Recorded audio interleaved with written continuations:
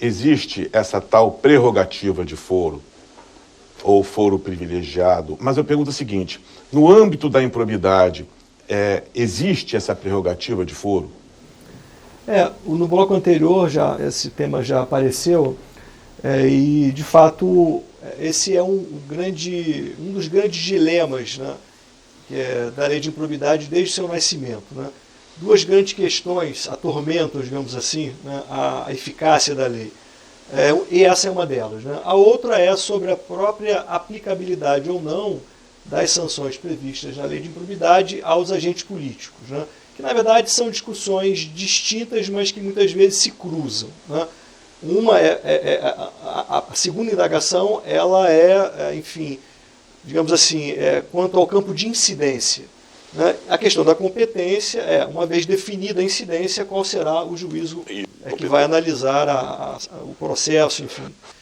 E isso é uma discussão que parece que não tem fim, né? Muito embora hoje o Supremo Tribunal Federal já tenha assentado que, de fato, os casos de foro especial, ou foro por prerrogativa de função, ou foro privilegiado, são... Ou o nome que se der. O nome que se der, são exclusivos da esfera criminal. Até porque é dessa forma que eles estão disciplinados no texto constitucional. A Constituição, quando fala do foro por prerrogativa de função, se refere às ações penais, e a mesma Constituição deixa muito claro que a aplicação das sanções de improbidade se dará sem prejuízo da aplicação das sanções penais, criando uma independência dessas esferas, uma distinção que também já foi abordada aqui. Na verdade, a discussão aí mais ampla, né, sobre a incidência ou não do foro, talvez a gente possa hoje tentar discutir se o foro é conveniente ou não, né? Quer dizer, teoricamente, né, a justificativa do foro por prerrogativa, algumas justificativas, né, ele serviria para conferir maior estabilidade política, ele se justificaria em razão da relevância político-jurídica de algumas autoridades da República, né? Esse argumento se conecta com o primeiro, né, a ideia de haver um ambiente de maior segurança jurídica e política, e fundamentalmente o foro existe, embora ele possa ser criticado, mas me parece que a razão principal é o de garantir a imparcialidade do julgamento, né? O que se pressupõe é que algumas autoridades, por sua relevância político-jurídica, para que elas possam ser julgadas por um juízo imparcial, o que se entende é que somente os tribunais teriam essa capacidade, né? O que se entende é que um juiz de primeira instância, muitas vezes ainda um juiz em estágio probatório, numa comarca do interior, etc., ele não gozaria de independência suficiente para julgar um prefeito, julgar um governador, etc., né? Tudo isso é muito questionável, né? Quer dizer, na verdade, eu acho que é chegado o momento, talvez, de uma reflexão mais profunda da academia, dos tribunais, do Ministério Público, quanto a essa prerrogativa, né? Ela tem funcionado, ela tem, enfim, quais são os resultados, né, dos julgamentos feitos pelos tribunais.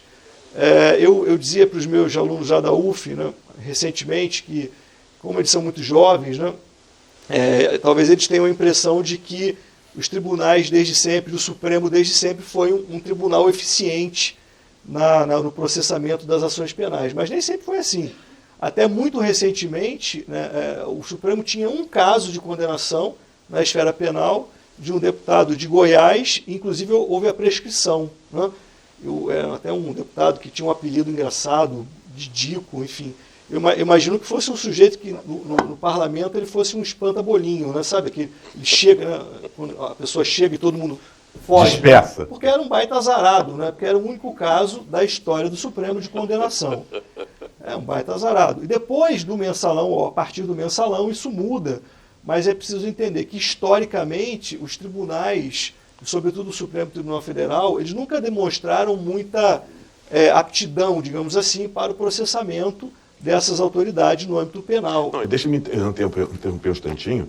E também é impossível que uma corte composta de 11 juízes, tendo em vista a quantidade de incidentes e de fatos envolvendo improbidade, envolvendo corrupção, especialmente na área penal, que vão desaguar no Supremo Tribunal Federal, é impossível 11 ministros darem conta daquilo. Quer dizer, na realidade, hoje em dia, me parece muito mais a ideia dessa prerrogativa de função ser defendida como um entrave à efetiva punição, à efetiva execução da pena, do que propriamente pelo fato deles não terem, talvez, a intimidade com a área penal. É porque é impossível. Como é que Eu me lembro que uma vez um ministro da Suprema Corte Americana estava se aposentando, Rogério, e perguntaram a ele, escuta, qual foi, assim, o caso de maior repercussão? Isso não é piada, não, isso é verdade. Que o senhor teve, enquanto o senhor estava lá nos seus 12 anos de Suprema Corte. Ele disse, bem, dos 50 processos que eu atuei em 12 anos, 50 processos. Aqui você tem 50 processos numa pauta. Então é impossível o Supremo Tribunal Federal, por mais que ele queira trabalhar 50 horas por dia, dar conta enfim, da quantidade de processos que lá desaguam, né? E essa talvez seja a ideia. Não, prerrogativa de função vai prescrever. Desculpe interromper, mas já interrompemos. Não, sim, mas exatamente. Além de questões operacionais, né? Quer dizer, de toda a dificuldade do processamento dessas ações perante o Supremo, na verdade, trata-se de uma deturpação, né? O Supremo Tribunal Federal deveria exercer o papel de uma corte constitucional.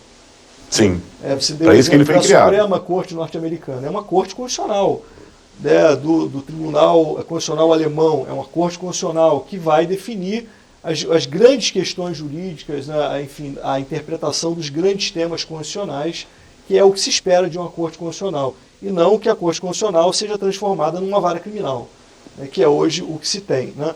Então, de fato, o foro,